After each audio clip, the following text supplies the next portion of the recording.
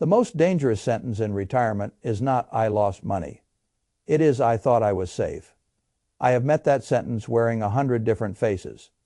Sometimes it comes from a man in his late 60s staring at a brokerage statement with his reading glasses halfway down his nose.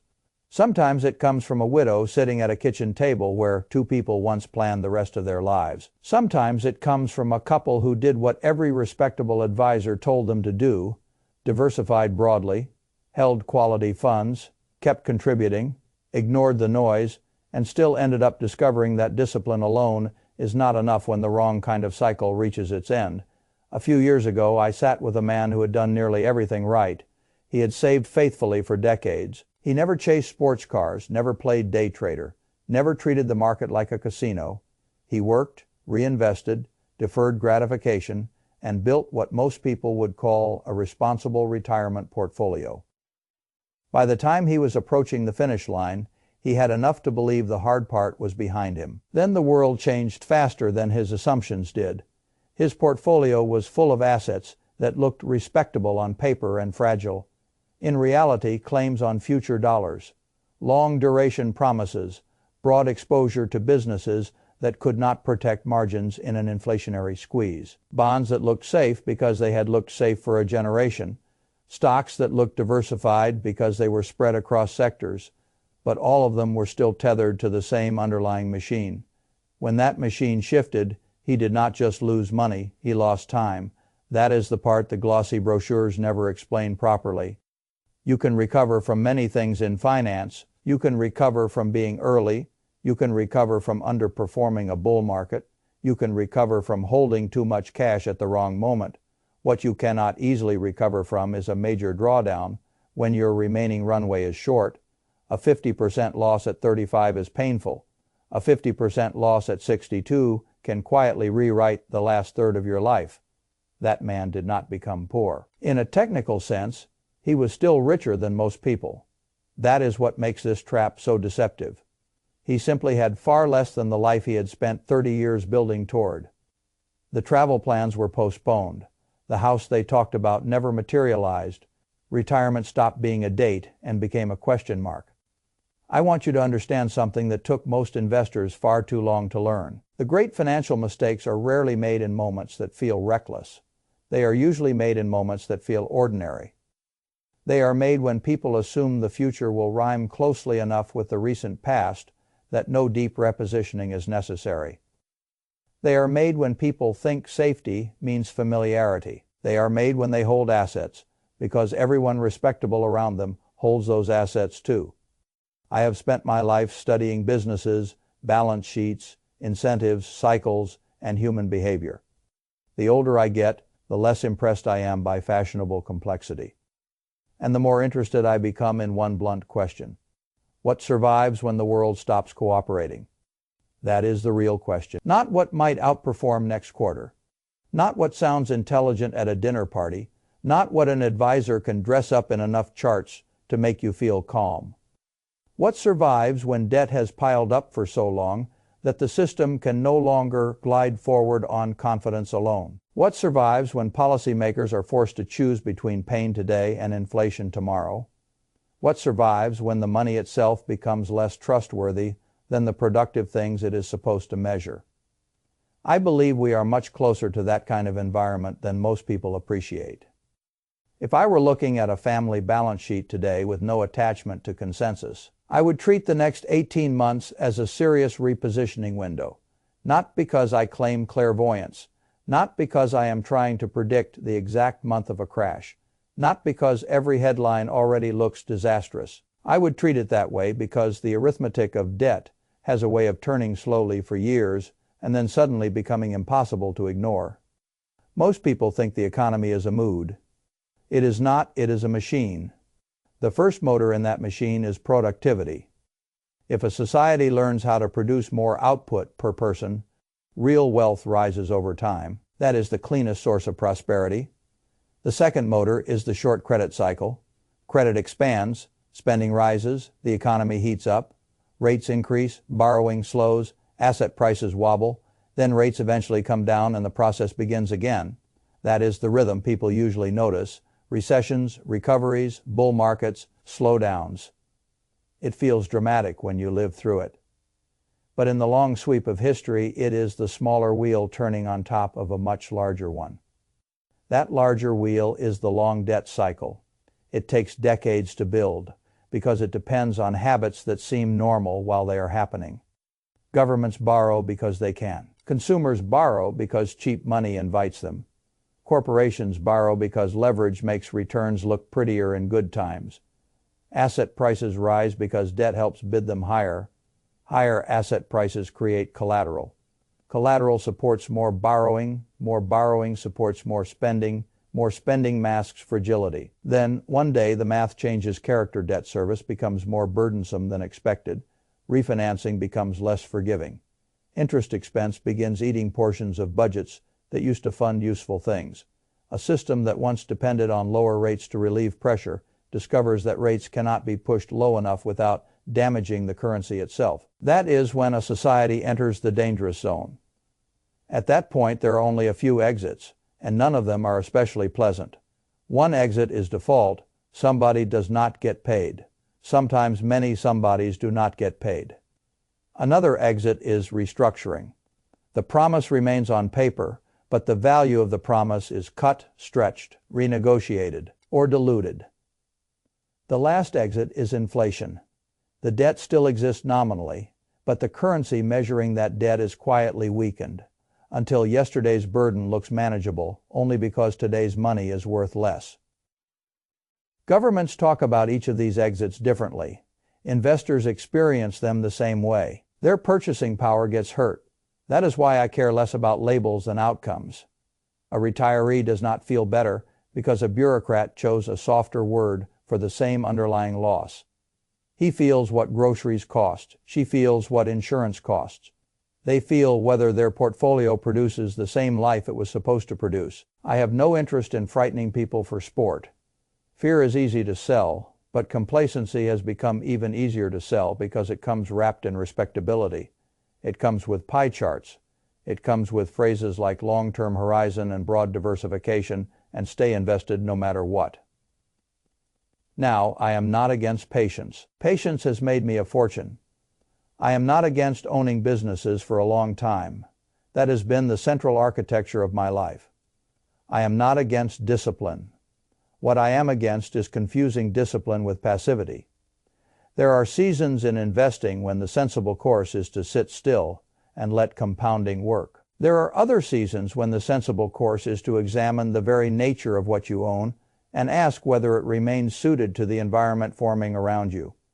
Most people do not make that distinction early enough. I remember another woman who wrote to me after the financial crisis years. She and her husband had spent a lifetime building what they thought was a conservative nest egg. He trusted the professionals because that is what serious adults are taught to do. When the portfolio broke badly, it did not simply shrink the balance sheet. It changed the emotional climate of their home. Sleep became lighter. Meals became quieter. His health deteriorated under the weight of watching decades of work become less secure in a matter of months. That is a brutal truth about money. Its damage is not confined to a spreadsheet. Financial stress reaches into the body.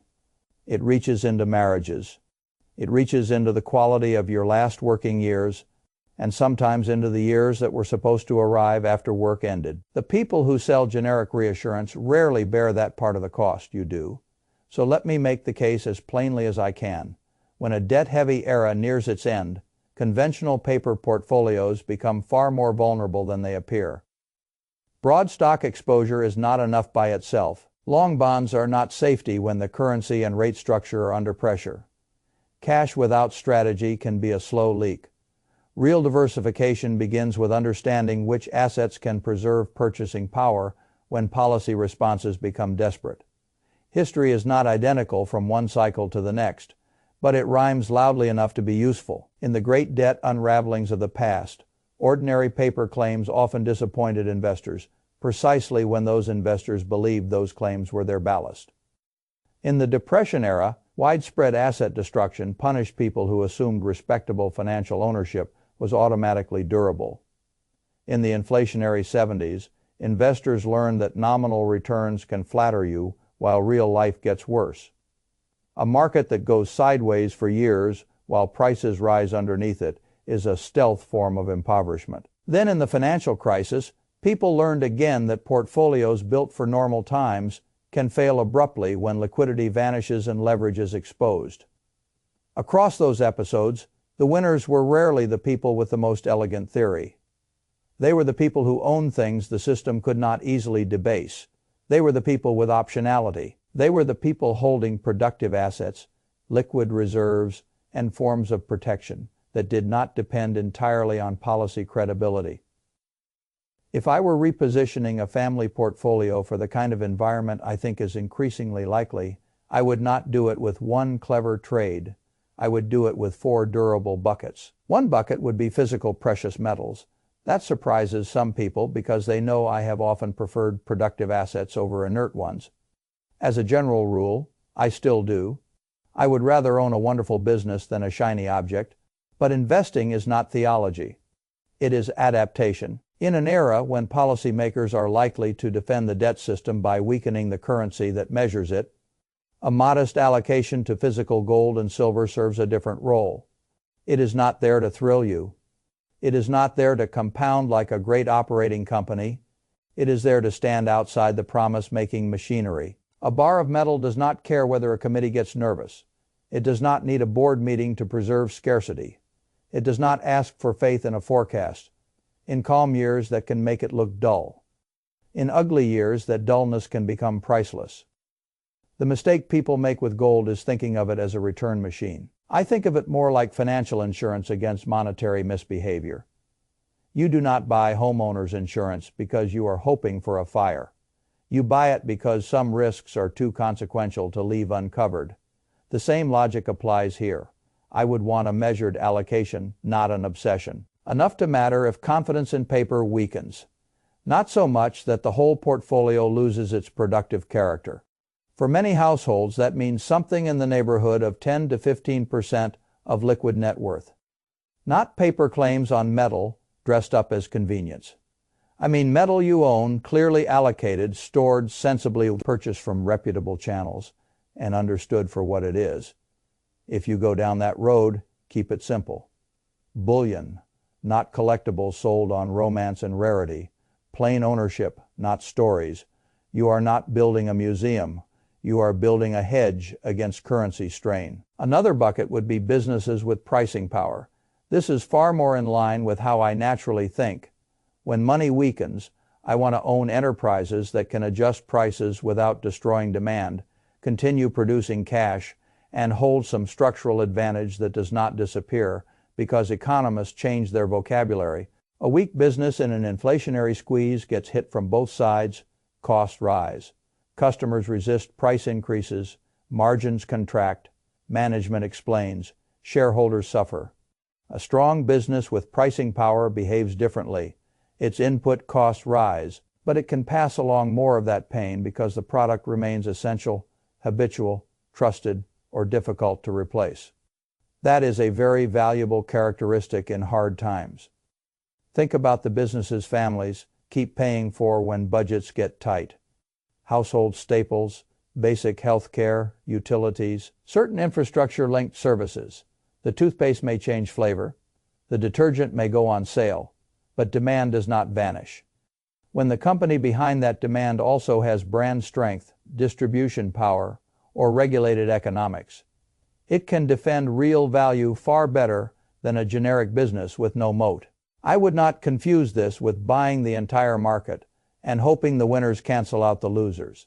I would want selectivity, not glamour, not wild narratives, not businesses priced for perfection.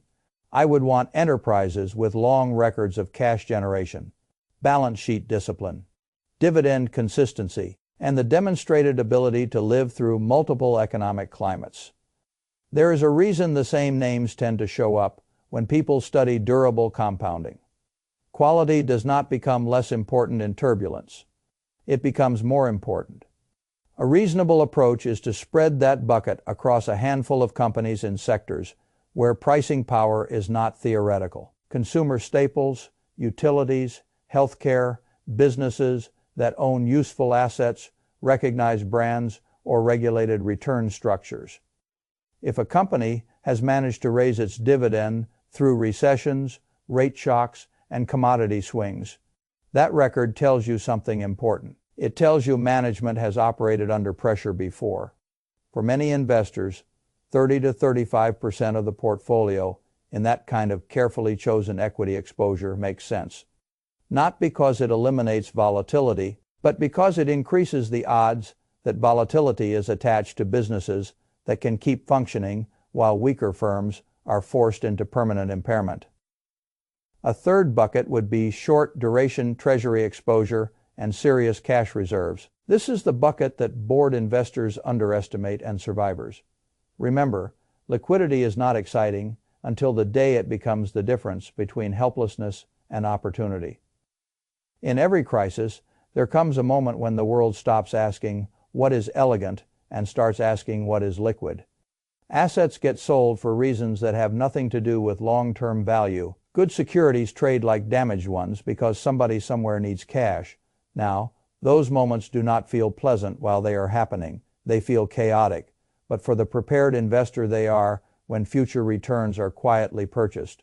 You cannot exploit those moments if all your capital is trapped in long-duration assets that have already been wounded. You cannot exploit those moments if your cash position was treated as laziness instead of optionality.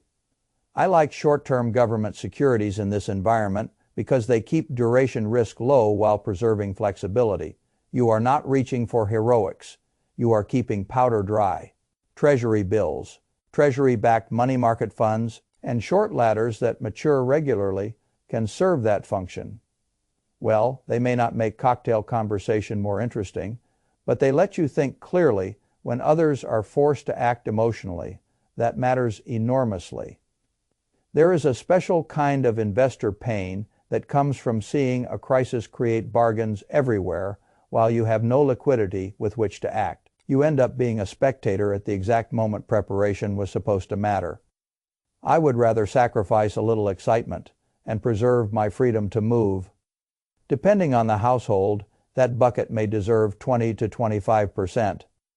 Not because holding cash forever is wise, but because holding deployable liquidity before the world rediscovers fear is wise.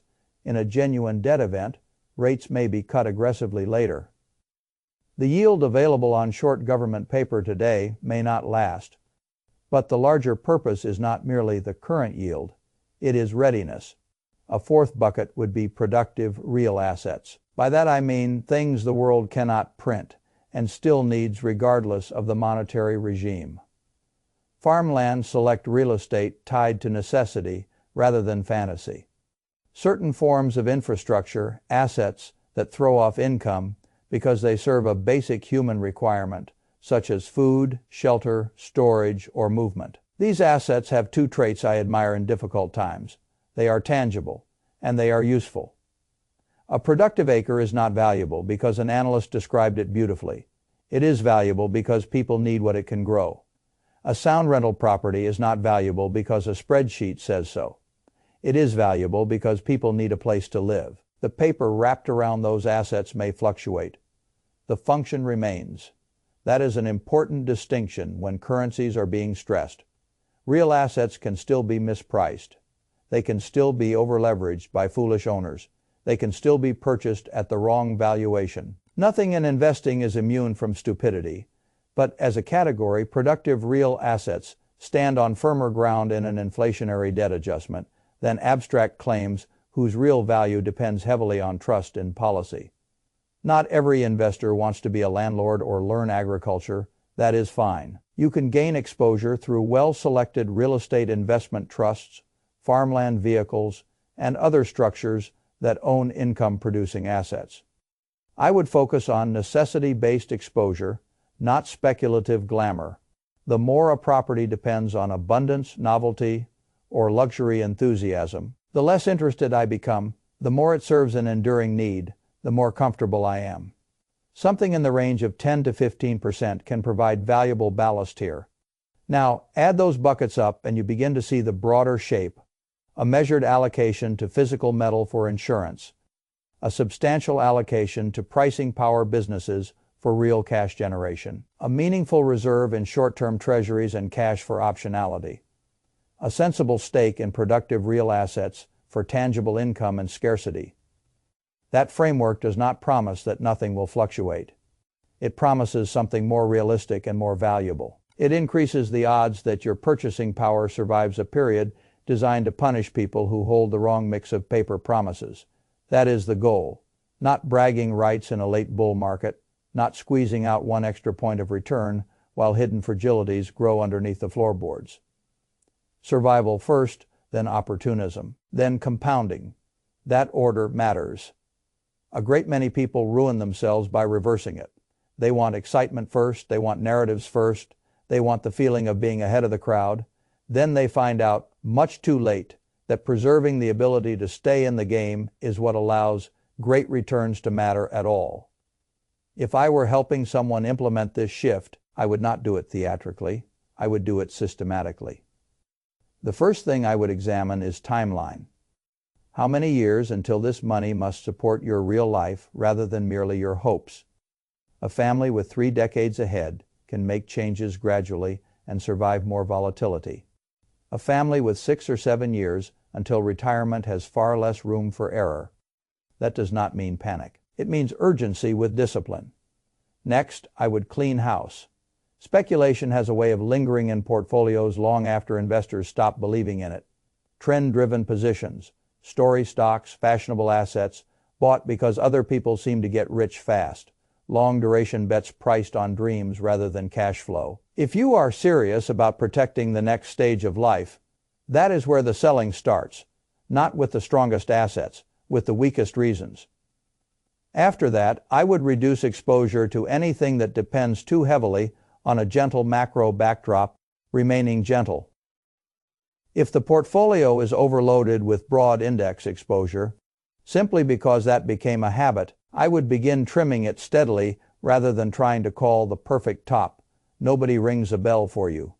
Precision is less important than direction. Then I would build the durable buckets in stages. Not all in one emotional afternoon, gradually, deliberately, enough at each step to make progress, not so much that every market bounce shakes your conviction. 1 month you begin the metal allocation and open the channels needed for short treasury purchases. Another month you add the first group of pricing power businesses. Later you continue building liquidity and add carefully chosen real asset exposure. You review, you rebalance, you keep the process tied to a written plan instead of whatever the headlines happen to be saying that morning. This is where people usually fail. Not in analysis, in behavior. They understand the logic when they are calm. Then the market rallies for a while and they feel foolish for preparing, or the market falls hard and they freeze because acting amid fear feels more difficult than acting in theory, or they ask an advisor whose incentives are aligned with keeping assets in the existing machine. Or they decide to wait for more clarity, which is another way of saying they would prefer to act after prices have already adjusted. The market charges heavily for emotional convenience. I have seen that fee paid again and again.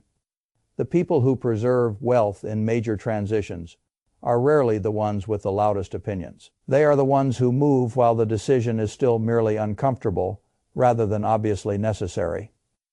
Once the crisis becomes undeniable, the easy prices are gone, the calm is gone, the optionality is gone, and for older investors, the lost time is gone with them. That is why I keep returning to the same point. The true cost of being wrong late in life is not measured, it is measured in freedom. It is measured in whether your later years belong to you or to the consequences of an avoidable drawdown. It is measured in whether your spouse sleeps peacefully.